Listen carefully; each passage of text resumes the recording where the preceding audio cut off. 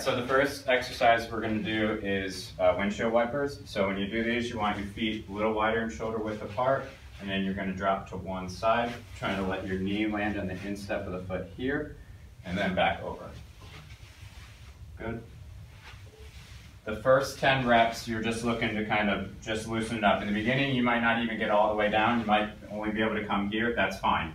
Just each one trying to get a little bit further as you come. Good.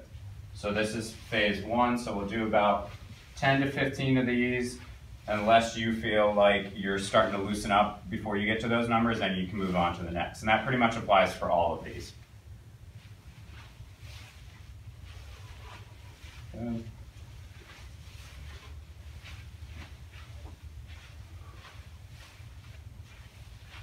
All right, looking smooth. All right, good. And then add the second phase. So we're going to add a hip hinge. So when you do the hip hinge, make sure that you're coming from the hip, none of the movement's coming from the spine. So this stays all as one unit. Come back and then switch. Same thing, hinge, all from the hip. Good. It's not about how far down you get. We want the movement to be isolated from the hip here and then back. The other thing you can ensure too to help make sure it's all coming from the hip, come back over, is as you come over, squeeze the opposite glute. There you go. See how it kind of shifted his femur? And then back. Squeeze the glute. Good. And hinge.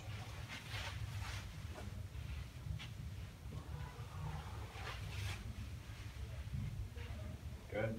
You can notice too, as he's starting to do them, he's getting a little further with each one. Because his hip scapula is starting to loosen up.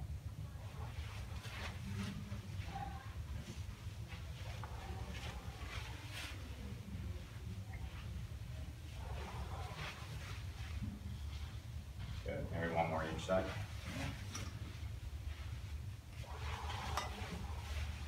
Good. There you go. Good. All right, the next movement we're going to be doing are knees to chest. So with these you want, so bring this leg down. So you're going to contract this leg. So squeeze the glute, squeeze the quad, and then you're going to lift this leg. Keeping this one contracted, and then back down, and then switch. So this one is the glute squeeze, quad contraction, lift this up.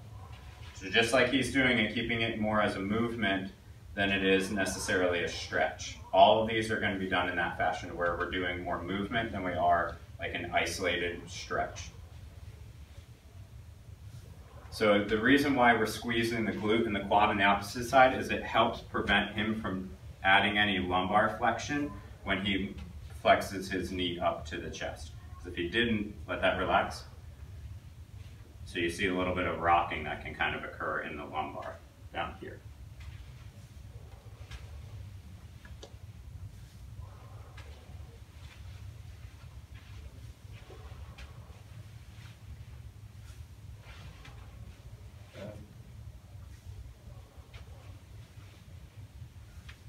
Alright, so that's looking good.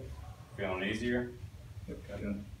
Alright, so next we're going to move on to what we call the butterfly. So go ahead and position. There you go. Alright, so with these, you want to do the movement nice and controlled. It's not, just getting the movement done and doing it quick. So as you're coming out, really trying to use those glutes to bring it out, and then use your adductors to bring it back in. Good. Adding a little glute squeeze at the end too.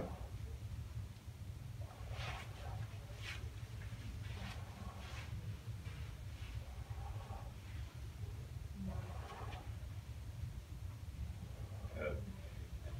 And as you can, or you might not be able to see, but he's adding a nice breath to this too, which is something you want to try to incorporate into all these movements because it'll just help with the release of the musculature.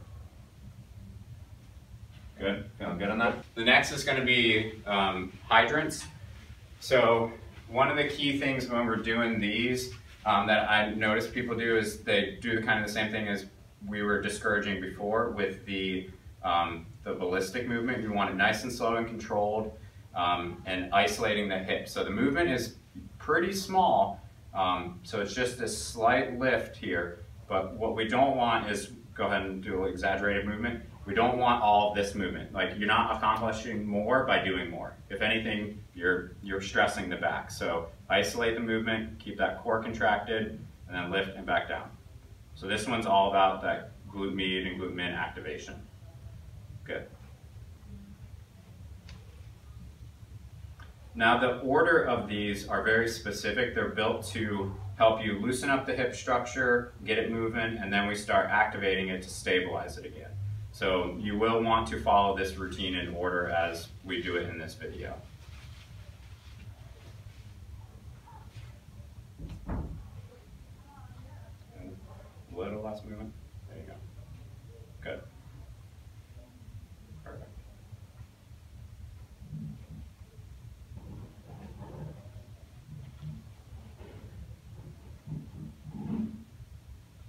You'll know you're doing this one right if you start to get a little bit of a burn in this part of the glute, right? Yep. Okay.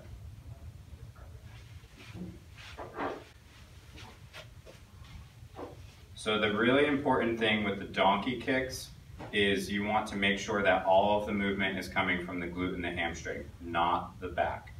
Show us a couple where, there you go. So you'll get more extension through the back than you are here. He'll reach his capacity here, and then it'll come from, hopefully not that much. There you go, great. Good. Same thing, you should be feeling this. A little bit of hamstring, a little bit of glute. Yep.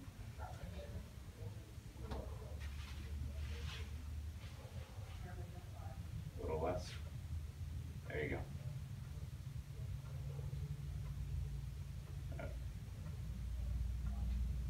Keep that breath going. Good. So keeping that core isolated, make sure the movement comes from hip to back. Good. All right. So now we're combining those two kind of movements to do what we call like a hip swivel. So it's to kind of get all of those movement patterns combined. So this one's probably going to be a little hard for most people to isolate the back or from the back. So good small movements. Good.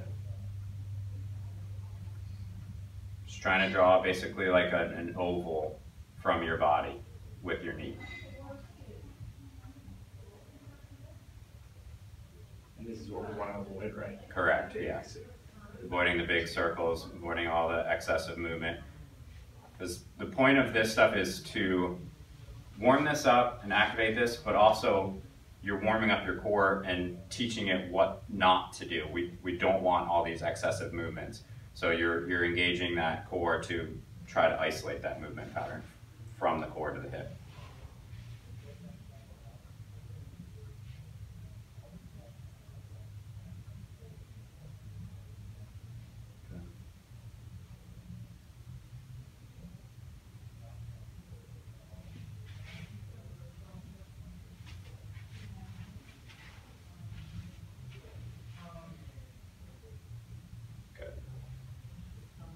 Do we want to go the other direction? Yeah. So as you saw, he drew the circle out before. This time we're coming and just switching it up.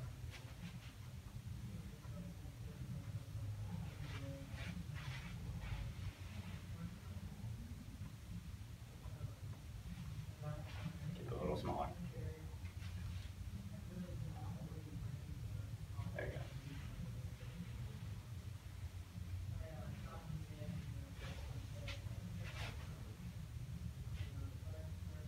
And remember, if you're having trouble isolating the movements, decrease the range of motion. So if you feel like you're moving a lot from the core, just make the circle smaller. And it should make it easier to help keep this in control. Cool. These are prone hip internal and external rotation. So one of the things to know, like, for demonstrational purposes, we're not going to really be able to demonstrate the internal rotation because Enoch has some structural limitations that don't allow him. So you'll see how when I take him into that movement, so much of it comes from the hip. It's not from the opposite hip. See how it lifts like this as I bring him over? So for him, he's not really going to do that. He's going to come to neutral and then back this way.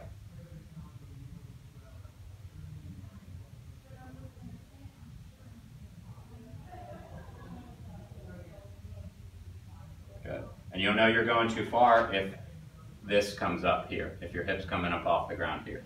So it's just a small movement, nice and controlled. Good.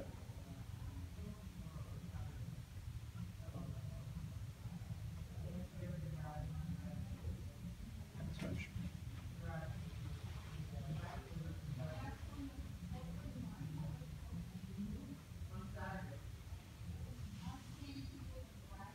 You want the leg at about 90 degrees when you're doing these. Good. So kind of over the other knee? Yes. You can see how his legs hitting his other knee is what he's referring to.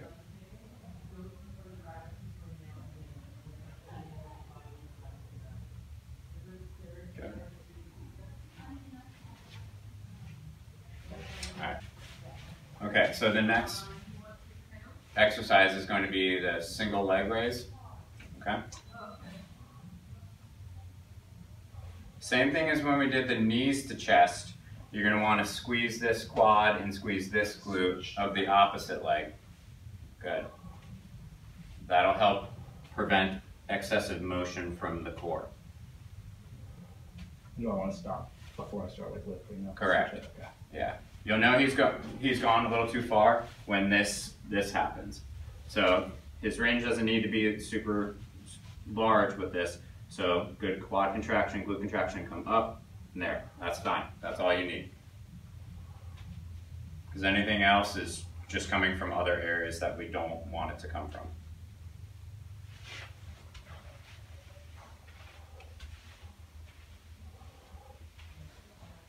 And as you see too, he has his toes brought towards his shin to really help floss that nerve in the back. Good.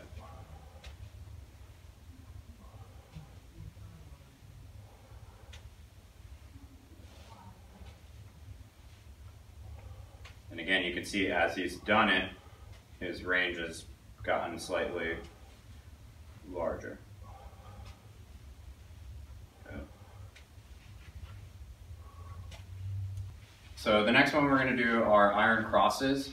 So with this one, what's going to be crucial is you isolate again. So good core contraction, glute contraction, quad contraction, and then you lift up and then over, reaching out with this arm. Back to neutral, and then back down. Then switch. Over. Good. Back down.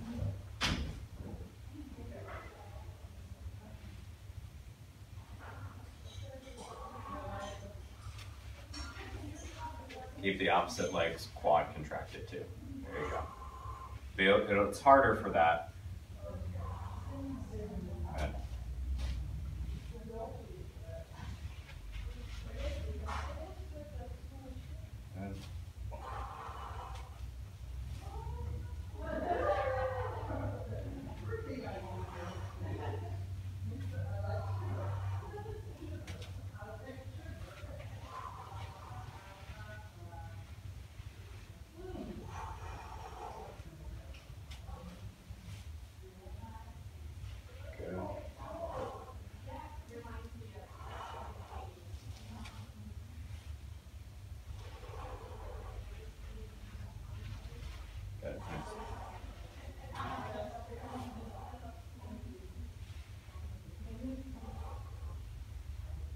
That's good.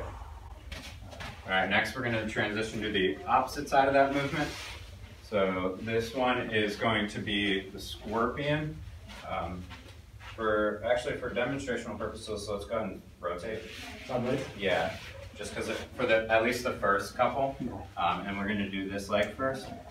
So I want you to see this way first, because what's going to be important is that he actually lifts with the glute first and doesn't lift with the back, because most people tend to try to initiate this movement with their lower back, which is not what we want.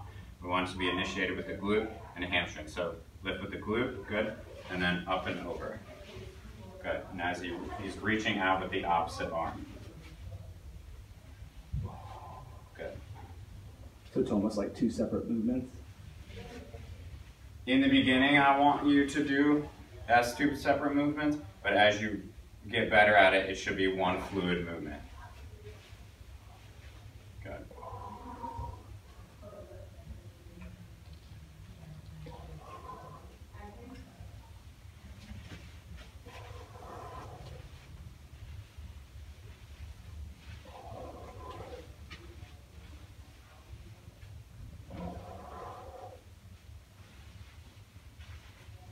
Now, one of the things you'll notice on yourself, potentially as you start to do these routines, is you might have a side that is more restricted.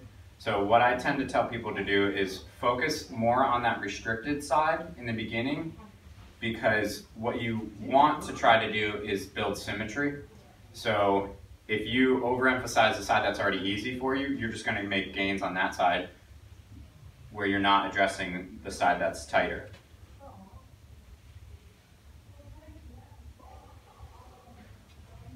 So when you go to do the side that is looser, limit that side a little bit so that your other side that is more bound can catch up. And then once it's caught up, then you can start to address both sides equally.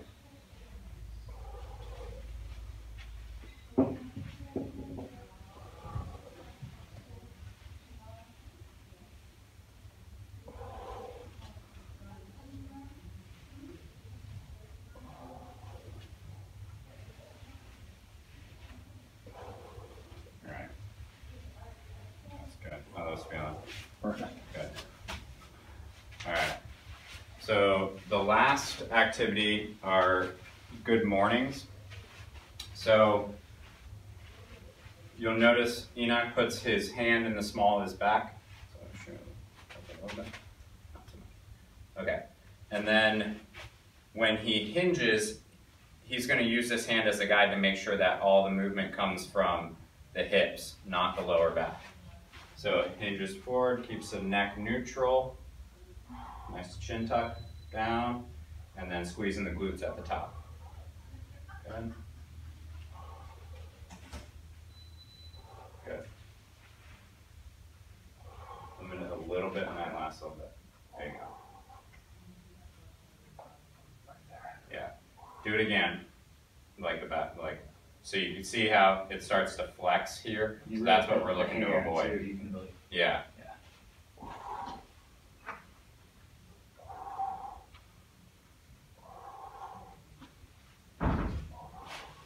You can see he has a slight bend in his knees.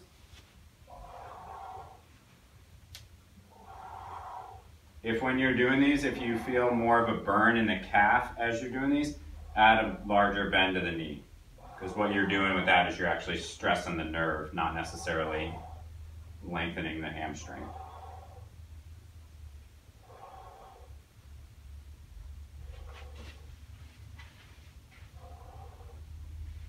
Make sure you're coming all the way up. Good.